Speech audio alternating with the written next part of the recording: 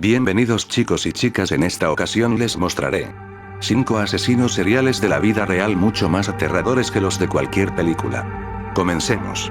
Número 1. Rodney Alcalá. Este es un asesino serial que actualmente está condenado a pena de muerte en la prisión de San Quentin por el homicidio de 5 mujeres durante la década de 1970, aunque después confesó 30 asesinatos más.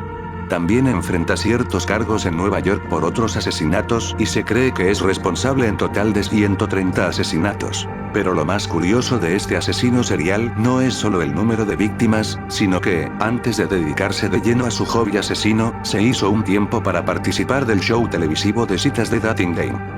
Y ganó. Este era un programa emitido por ABS en los Estados Unidos en los 70, que consistía en una mujer soltera que le realizaba distintas preguntas a 3 hombres invitados que no podía ver, y elegía un ganador basándose en sus respuestas.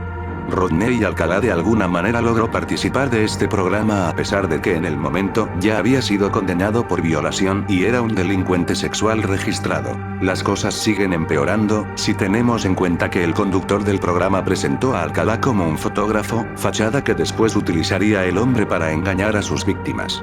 Luego fueron recuperadas miles de fotografías explícitas de sus víctimas de su residencia, durante la investigación policial. Por suerte para la chica que lo eligió como el soltero ganador, después del programa se arrepintió y nunca tuvo una cita con él. Número 2. Jack Unterweger. Jack Unterweger nació en Austria en 1950 y pasó gran parte de su adolescencia y juventud en prisión por varios delitos menores. A los 24 años, sin embargo, cometió un brutal y violento asesinato, estrangulando a una prostituta con su propio sostén. Debido a esto fue condenado a cadena perpetua en Austria, pero cuando estaba en prisión sacó a relucir un talento oculto, el de escribir. Publicó varios libros de cuentos y de poemas que llamaron la atención del ambiente cultural austríaco, e incluso escribió su autobiografía, que fue adaptada en una película para la televisión.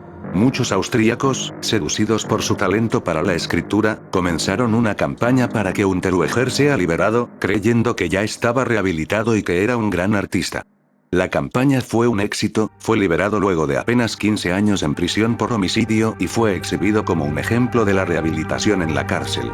Tras su salida, su presencia mediática siguió creciendo y pasó a oficiar como anfitrión de programas de televisión y discutir la rehabilitación públicamente, como si fuera un intelectual más, pero sus impulsos homicidas no se habían extinguido. En el primer año de su salida asesinó a otras 6 prostitutas, utilizando el mismo método de estrangulación con sostén.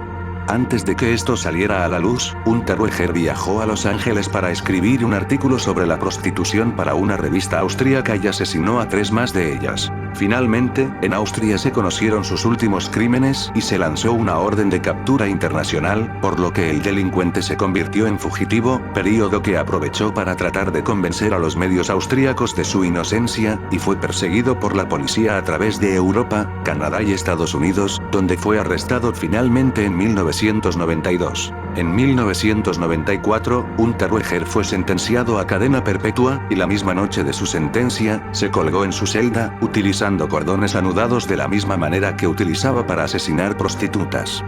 Número 3. Grady Stiles. Grady Stiles padecía una extraña enfermedad llamada ectrodactilia, que ocasionó una malformación de sus pies y manos, con sus dedos pegados entre sí formando extremidades en forma de pinzas, lo que no solo le valió el apodo de Chico Langosta Lobster Boy, sino también el ser exhibido en un espectáculo de fenómenos desde pequeño, inspiró a uno de los personajes de la serie American Horror Story, Freak Show. Su aspecto ya era lo suficientemente espeluznante, pero además Grady era alcohólico y violento, y sometía a un abuso constante a su familia. Se casó con una compañera del espectáculo de fenómenos, con la que tuvo 4 hijos, 2 de ellos con la misma enfermedad, que también puso desde pequeños a trabajar como freaks. Su enfermedad le impedía caminar normalmente, por lo que utilizaba sus brazos y manos para moverse, lo que lo dotaron de una gran fortaleza de la cintura para arriba, lo que combinado con su temperamento y su alcoholismo lo volvían muy peligroso, sobre todo para su familia. En 1978, asesinó al prometido de su hija en la noche previa de su boda. Como no había ninguna prisión equipada para ocuparse de su enfermedad, Grady no fue preso, sino que quedó en libertad condicional. Si bien después de este incidente dejó de beber por un periodo, pronto retomó este hábito y se volvió más abusivo y violento que nunca. Temiendo por su vida, su esposa y su hijo contrataron a un hombre para que lo asesinara por $1.500. Número 4. Mary Mayon, alias María Tifoidea. Mayon nació en 1869 en Irlanda, pero como muchísimos de sus compatriotas en esa época, poco después emigró a los Estados Unidos.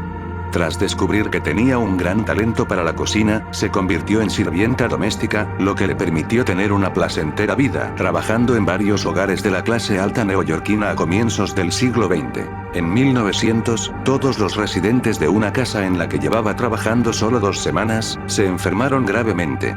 Entonces Mary se mudó a Manhattan y comenzó a trabajar con otra familia adinerada. Pronto, también todos los miembros de su nueva familia empleadora comenzaron a manifestar síntomas como fiebre y diarrea, mientras que uno de sus compañeros murió.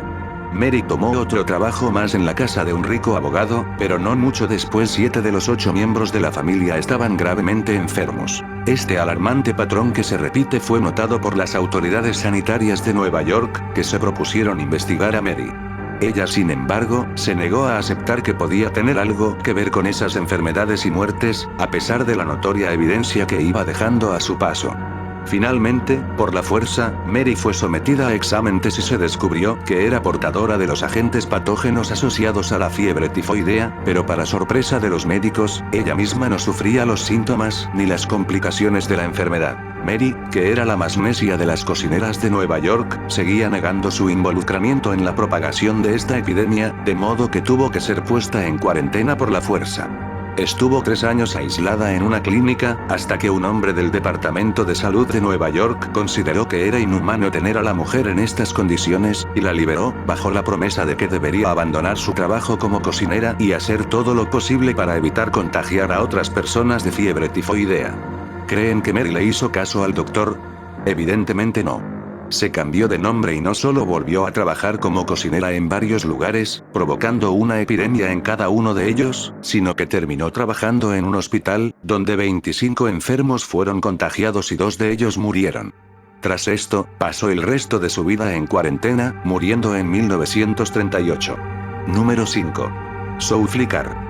Con este nombre que suena poco adecuado, se conoce a uno de los mayores asesinos de la historia de la humanidad, al menos uno de los que más personas ha asesinado sin la utilización de ninguna clase de arma. Soulflicker era el ejecutor personal del sultán del Imperio Otomano Mehmed IV, que rigió durante la segunda mitad del siglo XVII. Durante sus 5 años desempeñando esta tarea, Soulflicker fue el encargado de ejecutar hasta 3 personas cada día, alcanzando la suma total de 5.000 personas. Lo más terrorífico de todo esto es que este legendario asesino no se dejó seducir por las bondades de un hacha o una horca para ejecutar a sus víctimas, sino que las estrangulaba con sus propias manos. Pero el sadismo de Soulflicker no termina ahí. A él le gustaba jugar un poco con sus víctimas, ofreciéndoles escape y desafiándolos a una carrera de velocidad a lo largo de los jardines reales, con el punto de ejecución como el sitio de la llegada. Soulflicker prometía a sus víctimas que si le ganaban eran liberados. Sin embargo, se dice que nunca perdió una carrera y que al final de ella seguía con la fuerza suficiente como para estrangular a su contrincante hasta la muerte. Bueno chicos y chicas, espero que les haya gustado el video. Yo sin más me despido. Adiós.